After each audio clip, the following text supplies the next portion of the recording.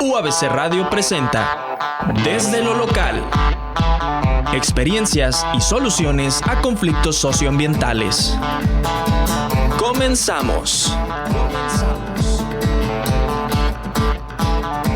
Soy José Carmelo Zavala, estoy en el Centro de Innovación y Gestión Ambiental, digamos que es un brazo ambiental de la Canaco, de la Cámara de Comercio de Tijuana. He estado pues ahí en organizaciones empresariales de Canacintra hace muchos años y los últimos años en Canaco. Y bueno, los últimos 3 tuve un desliz, 2 años en el gobierno de Bonilla y 1 año en el gobierno de Marina del Pilar. Baja California es el estado fronterizo norteño más importante de México. Su capital es Mexicali. Actualmente tiene 7 municipios y su extensión territorial representa el 3.6% del territorio nacional. La población del estado es de 3.769.000 personas, es decir, el 3% del país. El 94% de la población es urbana y el 6% restante rural. Es un estado con valiosos recursos naturales y culturales y con una importancia geopolítica por su colindancia con Estados Unidos.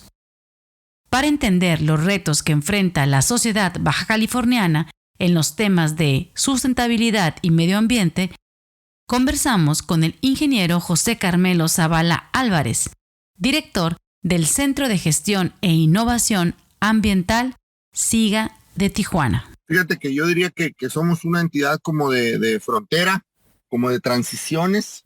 Nos queda buenas relaciones con el sector académico, no con nuestro origen empresarial, y con el sector social, ambiental, en los temas de organización de la sociedad civil. O sea, creo que somos una entidad que puede ayudar a este entendimiento, a esta tolerancia. No diría que somos plenamente exitosos, hay que picar piedra en todas partes, ¿no? En los 2 sectores, o en todos los sectores, de gobierno también. Y diríamos que de alguna manera, si aunque parezca atrevido, nos dedicamos a alfabetizar ambientalmente al que se nos pone enfrente de cualquier sector. Fíjate, por ejemplo, creo que nos metemos a veces en temas controversiales, que pueden ser no suficientemente entendidos o aceptados por un sector o por algunos sectores, y el que, digamos que el que lo protagoniza o el que lo liderea, lo hace de manera tímida, y entonces nosotros pues empujamos a que suceda. Digo, ha habido aquí en Baja California, en la historia temas que tú trabajas como conflictos socioambientales, digo, en la historia aquí hemos visto muchos, tal vez Ensenada es un caso emblemático con el atún, con el embargo atunero, una guerra disfrazada del tema ambiental, con los muertes incidental del delfín en los lances de atún. Con los años quedó bastante claro que era los amigos ambientalistas o grupos ambientalistas de Estados Unidos defendían, digamos, a las atuneras de Estados Unidos, y reciben todavía 1 centavo, creo que por cada etiqueta de Dolphin Safe en las atuneras de Estados Unidos. Eso destruyó la industria atunera de aquellos años, de los 80s, y hoy queda algo de engorda atún y etcétera, pero realmente nada que ver con aquellos años. También aquí hemos sido testigos, por ejemplo, de la ampliación no exitosa de la salina de Guerrero Negro hacia San Ignacio. También en aquellos una cosa internacional, nacional, con actores de gran tamaño, de gran envergadura. Y con los años, en aquellos años el gobierno de México retiró el proceso, digamos, de esa ampliación, y con los años también se supo con bastante claridad que eran las salineras australianas los que competían por quién manejaba el mercado de la sal en el mundo, y entonces también así sucedió. Hemos visto unas más disfrazadas, mejor elaboradas que otras, pero el tema ambiental y económico no está ligado, aunque a veces nos cueste reconocerlo o nos cueste más bien operarlo, y los actores llegan a la mesa polarizados, con falta de poca tolerancia con el otro sector o con los otros sectores de enfrente, y creo que ha sucedido, es una historia larga. Recuerdo las regasificadoras de gas natural, llegaron a la costa del Pacífico de Baja California, en los 90s, 7, 6, no sé cuántos proyectos, finalmente se quedó uno, seguro para Ensenada, fue un tanto, conflictivo la Costa Azul, Sempra en el Mirador, pero digamos que en Rosarito dio oportunidad de que la termoeléctrica a combustóleo migrara a gas natural, y ya los de Rosarito no se están respirando óxidos de nitrógeno y de azufre como lo hicieron durante muchísimos años, y nosotros en Tijuana y en Ensenada disfrutamos de la electricidad, pero a costillas de la salud de ellos. Y esas economías de escala a veces nos dan esa oportunidad solo en la frontera. No sucede a veces tan fácilmente identificables estos actores, y hoy seguro siguen sucediendo estos en diferentes escalas, ¿no? Localizados, pero estos conflictos socioambientales políticos, digamos, ¿no? Que no se resuelven. Hoy es muy difícil, o sus procesos son muy difíciles de operar, ¿no? México y Estados Unidos comparten 3 ríos o cuencas fronterizas: el río Bravo, el Colorado y el Tijuana. El río Tijuana nace en México y mide 27 kilómetros.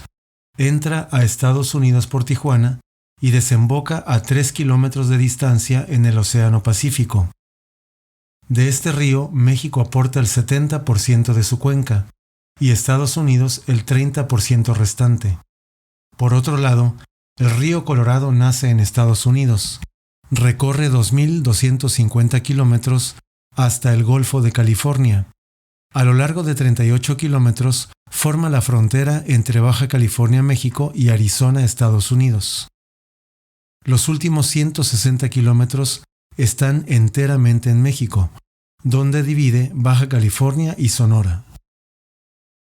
A diferencia del río Tijuana y del Bravo, México no aporta agua para la cuenca del Colorado. Claro, ahí hay actores, desde el tráfico de buche totoaba, que es una economía nada comparable con otro tipo de pesca, y entonces eso es un factor económico muy, muy, muy fuerte digamos, de miles de dólares y ganarle con 3 pesos, ¿no? Entonces eso es una guerra muy asimétrica. Y la otra cosa es que por alguna manera que yo no me alcanzo a comprender suficiente, nos quedamos en el argumento sustantivo de que la extinción de la vaquita marina iba en ese camino por la pesca clandestina de totoaba, principalmente. Y nos negamos a reconocer la influencia que algunos académicos o científicos lo dicen, pero muy pocos, es de la muerte del río Colorado, que dejó de llegar al Alto Golfo, donde es el ecosistema donde desarrolla, donde vive la vaquita marina. Y bueno, si se modificó el ecosistema, ese ecosistema, no tendría por qué no caer una especie y otras más, ¿no? No es muy difícil, es imposible que modificado el ecosistema una especie sobreviva de esa manera. Y el río Colorado, pues lo secamos todos, toda la población urbana de Estados Unidos y de México, ¿no? De Tijuana, de Mexicali, nos bebimos el río Colorado. Se han hecho esfuerzos por dejarle un pequeño flujo de ambiental, digamos, para flujo pulso, que empezó en 2014, en ese sentido, pero realmente no es tan exitoso. La totoaba, por otra parte, me parece que el trabajo de la UABC con los criaderos pues ha sido exitoso. Hoy hay 5 o 6 granjas de engorda totoaba en el Golfo, hasta en La Paz, alguna. Creo que la de La Paz ya hasta avanzó en su trámite con CITES y se puede comercializar la carne de esta granja de engorda en La Paz. Me parece que la totoaba avanza en su proceso de recuperación, gracias a la ciencia, a los académicos de la UABC, en buena medida, pero el río Colorado no va a revivir, ¿eh? O sea, me parece muy, muy difícil. Y bueno, ahí quedan atrapados los pescadores, quedan atrapados también un tanto los cucapás con la pesca de la curvina entonces no hemos sido, no se han encontrado exitosamente las políticas públicas con las necesidades de la comunidad socioambientales y productivas, ¿no? Y bueno, pues ese es un tema que está ahí, difícil, espinoso, y no hemos tenido operadores suficientes, y con toda la controversia del apoyo de organizaciones de la sociedad civil internacionales, que pues es muy difícil ir a perseguir su financiamiento, etcétera, etcétera. Y algunas de estas organizaciones gigantescas ambientales del mundo pues se mueven también con intereses un tanto corporativos, sin considerar las necesidades locales, ¿no? Yo creo que lo que ha funcionado más es cuando efectivamente el capital social, las comunidades organizadas, se atrinchera suficiente para conservar sus recursos. Y me parece que eso en México tenemos una larga historia de esos aprendizajes que no han sido suficientes permeados para otros sectores, pero comunidades de pueblos originarios y de dueños de tierras comunales han podido conservar porque lo han vivido, porque pertenecen a la naturaleza, no son como los urbanos que vemos a la naturaleza como un paisaje o hasta cómo vencerla o cómo dominarla, etcétera.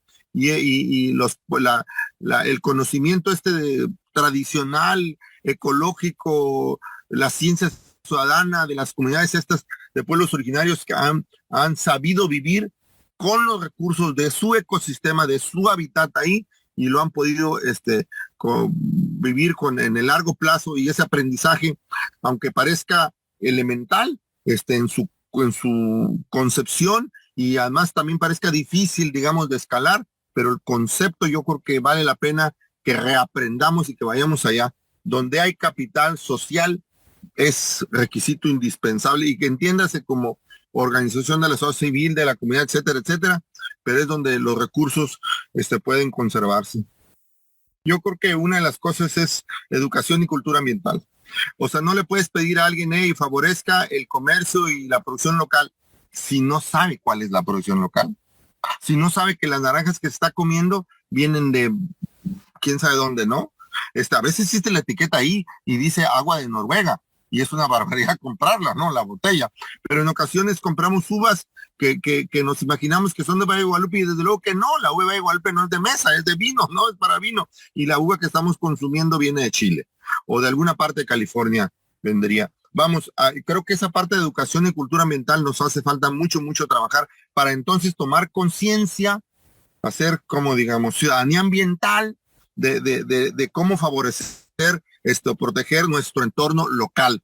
Desde luego que hay recursos a esta escala que tienen que venir de fuera. Una población como Tijuana de 2 millones de habitantes pues no puede producir aquí en su cuenca, si fuera los límites en cuenca hidrológica o en sus límites municipales, suficiente alimento para 2 millones, ¿no? Entonces esa presión sobre tener también centros de producción de agricultura o ganadería intensiva para estos centros de consumo también intensivos nos ha ido arrastrando una tras otra vez.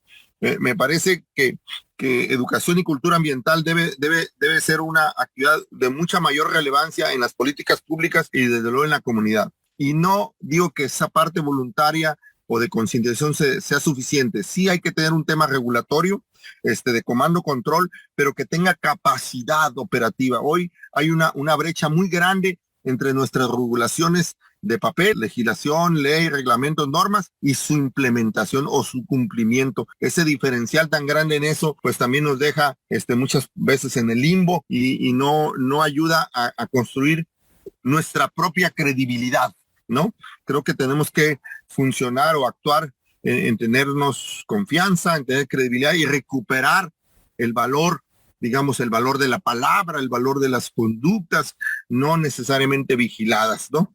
Y bueno, claro que al que se porta de plano mal, pues sí hay que darle un sopapo, ¿no? Garrote y zanahoria. En Baja California, la escolaridad promedio es de 10.2 años, es decir, un poco más de primer año de educación a nivel preparatoria. El promedio nacional en México es de 9.7 años. En Baja California, 2 de cada 100 personas son analfabetas. Una de cada 100 personas de 3 años o más en Baja California son hablantes de una lengua indígena, cuando a nivel nacional el promedio es de 6 por cada 100. En este estado, el sector que más aporta al Producto Interno Bruto del país es el comercio. La aportación total al PIB nacional en 2020 fue del 3.7%. Wow, fíjate que de Tesla no supe si estuvo acá cerca de acá. Entiendo que se empezaron a pelear allá entre Toluca o Tabasco, donde hay agua, ¿no? Decían con Tesla, pero Kia sí estuvo aquí cerca, ¿eh? Kia creo que compró tierra acá en Rosarito, Tijuana, y terminó en Monterrey. Y uno de los problemas es seguro la infraestructura. Toyota, que está acá en Tecate, Tijuana, tiene 170,000 carros, Tacoma produce, y es una barbaridad sacarlos a San Diego en madrinas de 10 carros. Es una barbaridad. Sacarlo por llantas hasta el puerto de San Diego, esa cantidad de carros. Todo el día desfilan estas madrinas de 10 carros a la vez, ¿no? Y eso fue, seguro es porque nunca se terminó de rehabilitar y no ha terminado de este tramo ferrocarril Tijuana-Tecate, donde podría sacar esa producción.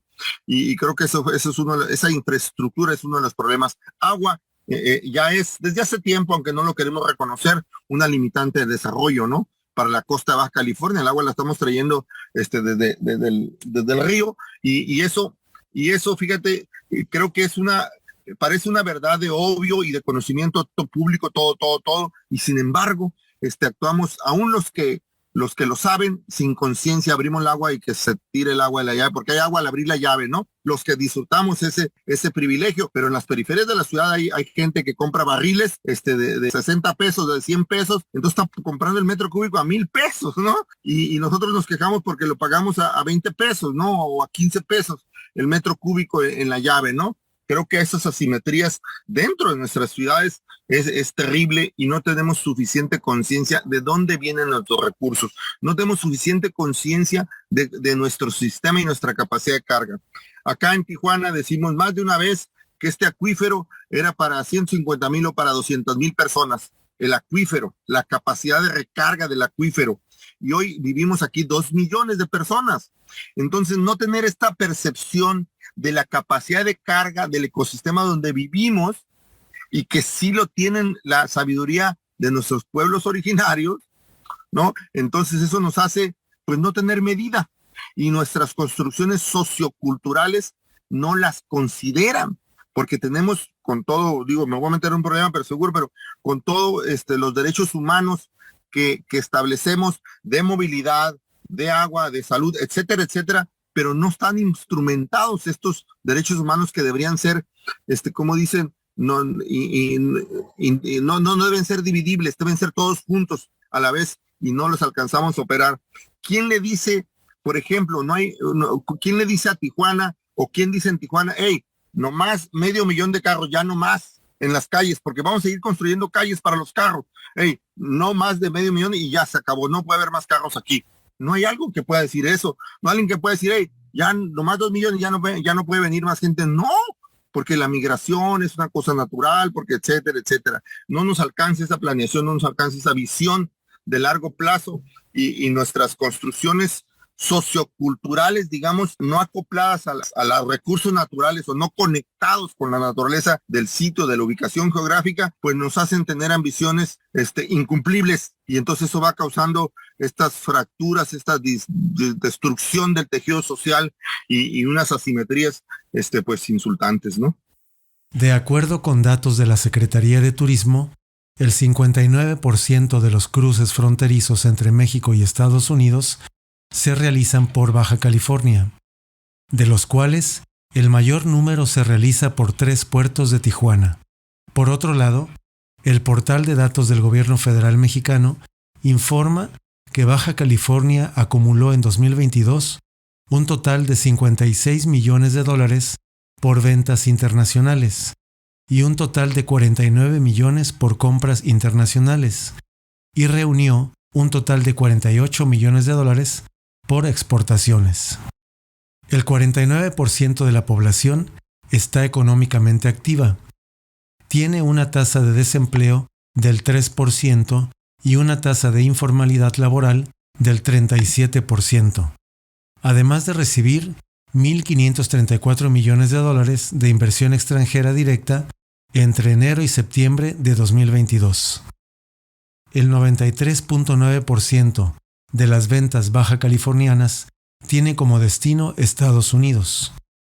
En Baja California, el 10% de los hogares de menores ingresos tuvieron un ingreso promedio trimestral de $14,700 en 2020, mientras que el 10% de los hogares de mayores ingresos tuvieron un ingreso promedio trimestral de $218,000 en el mismo periodo. Claro, yo creo que eso le agrega una complejidad mayor.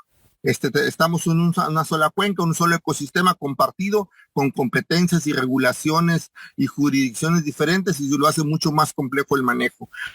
Creo que la integración de estas comunidades en la frontera desarrolla otro nivel de capacidades y de gestión más allá de las estructuras de gobierno, ¿eh? Y entonces la familia, la economía, los amigos, las comunidades están más integradas que las estructuras de gobierno. De tal manera que en Tijuana, por ejemplo, por poner este caso, de un señor que todo lo ve, la cuenca del río Tijuana está mayor parte, la parte alta está en el lado mexicano, y luego de manera natural, por la ley de gravedad, que no es responsabilidad de los mexicanos, drena y termina en una especie de embudo en Imperial Beach. De tal manera que las protestas, la gestión hostil a veces de los locales de Imperial Beach o San Diego ha hecho que entonces gestionen recursos en el gobierno de Estados Unidos y presionan al gobierno mexicano para que haya soluciones no satisfactorias, pero van caminando. Pero han venido bajo esta presión y bajo este activismo o actividad intensa de las comunidades para que haya esas soluciones, aunque sean parciales. Y aquí en esta cuenca del río Tijuana se reconoce para el mismo lado de San Diego, del lado norte, del lado de Estados Unidos, que por cada dólar que inviertan ellos mismos en el lado sur de la frontera, o sea, en el lado mexicano, pero en la cuenca, la parte alta de la cuenca, se van a ahorrar 10 al final del tubo en el lado sur, en el lado bajo y norte de la frontera. Entonces, hasta este entendimiento, aceptación de costo-beneficio los hace invertir en el lado mexicano para mejorar el manejo, de agua, para no hablar de otra cosa, ¿no? De aire seguro. También las estaciones de calidad de aire en Baja California fueron instaladas y operadas los primeros años por la Agencia de Protección Ambiental de Estados Unidos, por la EPA, y esa red de estaciones, después de casi 30 años, ahora a cargo del gobierno de Baja California, pues funcionan 5, ¿no? Dejaron de ir funcionando poco a poco, no se les da mantenimiento, no hay un presupuesto asignado. Me parece que este vecindario con California, una entidad que tiene muchos recursos, pero además sus estándares ambientales son superiores al gobierno federal mismo de Estados Unidos, nos jala y nos empuja. Es un beneficio y a veces nos abochorna estar en el banquillo de los acusados, pero me parece que hay que capitalizarlos aún las circunstancias difíciles y críticas. Me parece, por ejemplo, que compartiendo cuencas aéreas, Tijuana, San Diego, Valle Imperial, y Mexicali, y del lado nuestro no haya hoy por hoy un programa de verificación vehicular, ¿no? Estuvo mal hecho, parchado y con muchas contradicciones unos años, y hoy no sucede. Y la verificación vehicular no es una cosa menor, contribuye a más del 60-70% de los contaminantes criterio en las ciudades. Y además está en la norma oficial mexicana. La NOM 044 dice los máximos previsibles que cada dueño, cada propietario de vehículo en el territorio nacional debe cumplir. Y eso no es posible medirlo porque no hay un programa de verificación, que es responsabilidad del gobierno estatal en este momento, ¿no? Entonces, esos incumplimientos sin consecuencia, ¿no? Dices, ¿qué cosa, no? O nuestras plantas de tratamiento de aguas residuales que han sido N veces construidas sin gasto operativo, nos causa también conflictos internacionales, no solamente Punta Bandera acá en Tijuana, sino allá El Gallo, en Ensenada, donde fue un tema que se fue a un expediente de hechos, o solicitud por lo menos de expediente de hechos en la Comisión de Cooperación Ambiental, por no cumplir con su propia legislación ambiental, en este caso el organismo operador de agua de Ensenada, ¿no? Y así ha sucedido otros casos. Acá en Tijuana, recordaremos la escoria de plomo, de reciclado de plomo en Otay o en Arco Pacífico, en el Florido, donde también fue el de Otay fue un expediente de hechos de la Comisión de Cooperación Ambiental, un proceso larguísimo, pero finalmente, pues medianamente exitoso, ¿no? Se retiró la escoria de plomo y se confinó en Hermosillo, y la que quedó ahí se encapsuló y hoy se expropió el sitio y hoy encima de esto están unas canchas deportivas y las oficinas de la Secretaría de la hoy, Secretaría de Medio Ambiente y Desarrollo Sustentable del Gobierno de Baja California, ¿no? Pero fue por el activismo y por el trabajo social de todos los vecinos de la Alamar, asociados, acordados con la Coalición de Salud Ambiental de San Diego, ¿no?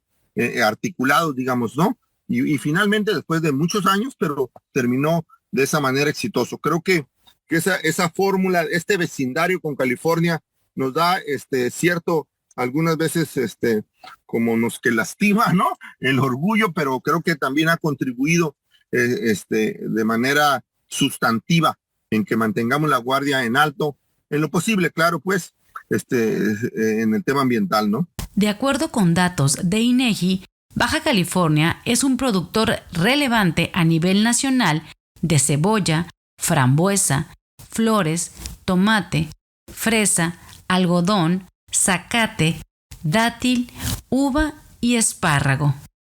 En esta actividad, los municipios con mayor superficie sembrada son Mexicali, con 147.777 hectáreas, Ensenada, con 30.300, y Tecate, con 875 hectáreas.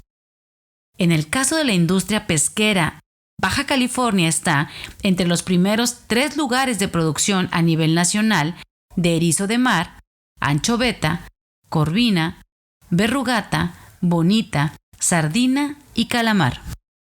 También es el segundo lugar en extracción minera de zinc. Otros sectores estratégicos en el estado son la industria aeroespacial, de electrónicos, electrodomésticos, productos médicos, biotecnología, tecnologías de la información y la comunicación, servicios médicos, transporte y, por supuesto, la producción vitivinícola. Sí, yo creo que en la frontera hemos aprendido a contener esta versión de alguna manera de ser, creo que a veces los mexicanos nos autoflagelamos solos, nos envolvemos en la bandera nacional para hacer o cuarto de máquinas o patio trasero. Yo conozco muchos casos, o medio ambiente relajado, con regulaciones no cumplidas. Sí tenemos mucha tarea, pero no sucedió el pronóstico del TLC anterior, donde México sería el paraíso de los contaminadores. No sucedió tan dramáticamente como se esperaba.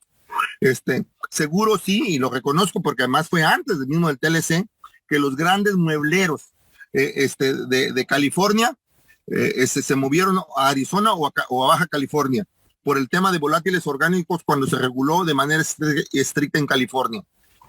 Y a lo mejor los carroceros que abundan en la frontera con Tijuana, pues son motivo de que es un servicio caro por el control de volátiles orgánicos de carrocería y pintura en el lado de San Diego.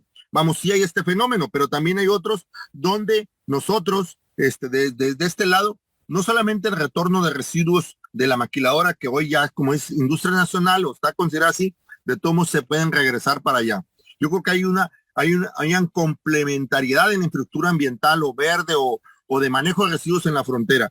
No digo que siempre exitosa, pero hacia Estados Unidos se importa, se exporta desde México, pues se importa de Estados Unidos residuos peligrosos a confinamiento que México no permite para acá, por lo menos legalmente, y para allá sí se van a confinamiento a Estados Unidos. Estados Unidos no es firmante del convenio de Basilea, México sí, pero todos se siguen esos criterios, y se exporta para allá alguna parte de estos residuos. Entonces, creo que, por ejemplo, en regulaciones, sólidos sedimentables no está regulado, en aguas residuales no está regulado en California, en Estados Unidos, y en México sí. Y vamos, hay algunas, digo, pocos tal vez seguro, pero hay algunos casos donde este lado tenemos otros criterios, digamos, ¿no? El manejo de aceite usado también puede ser un caso. Hay otros casos donde creo que no es tan así.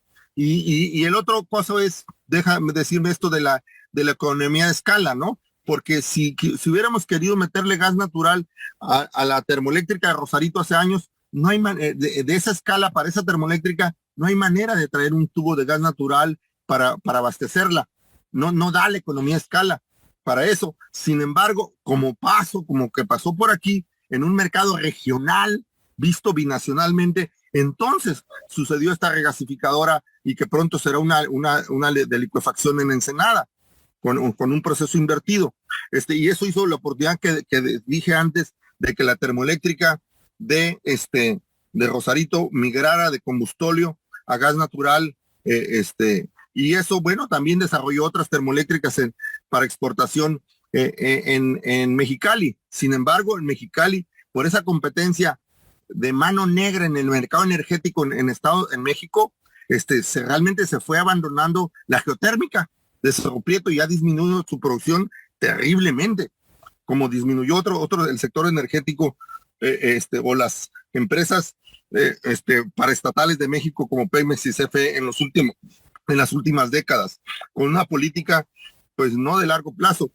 Déjame decirte que ahí mismo hay unas contradictorias, porque la geotérmica está considerada en México como limpia, y aquí los de Tijuana sí decimos eso, los de Ensenada, pero a ver si le preguntamos a los de Ejido Nuevo León, el Valle Mexicali, pues te van a decir una grosería, ¿no? Huele a sulfídrico, a huevo podrido, toda la zona, ¿no? Con los geysers y el vapor que se desarrolla ahí de la geotérmica. Entonces, limpio, van a decir limpia energía eléctrica, ¿en dónde, no? Pero bueno, pues esas son parte de nuestras paradojas que no son necesariamente, en algunos de esos casos, de voluntad política, simplemente pues son del sistema, ¿no? Como lo operamos o como lo vemos, ¿no? Bueno, tal vez lo único que diría es que qué bueno que la universidad, medios de comunicación como el que están ustedes en el programa, abordan los temas ambientales locales y con una visión nacional o global, si quieren, pero creo que nos hace mucho más trabajo en ese sentido, y ojalá pues que sigamos en ese sentido con estos esfuerzos, aunque sean modestos, pero que no sigamos picando piedra. El tema ambiental y desarrollo sustentable es de largo plazo, y así hay que mantener la visión en el largo plazo, con una actividad diaria, local, y sin rendirse, pero es de muy largo plazo. Hay que mantener así la guardia en alto. Desde lo local, Baja California es un estado con una diversidad de ambientes entre el mar, los valles, el desierto y la sierra, además de albergar diferentes vocaciones económicas a lo largo y ancho. Es un territorio poblado por migrantes en su mayoría y con una relación cultural estrecha con Estados Unidos, que incluso puede reconocerse como un estilo de vida californiano. Por esto mismo, enfrenta grandes retos socioambientales. Desde lo local, experiencias y soluciones a conflictos socioambientales. Una producción de UABC Radio. Hasta la próxima.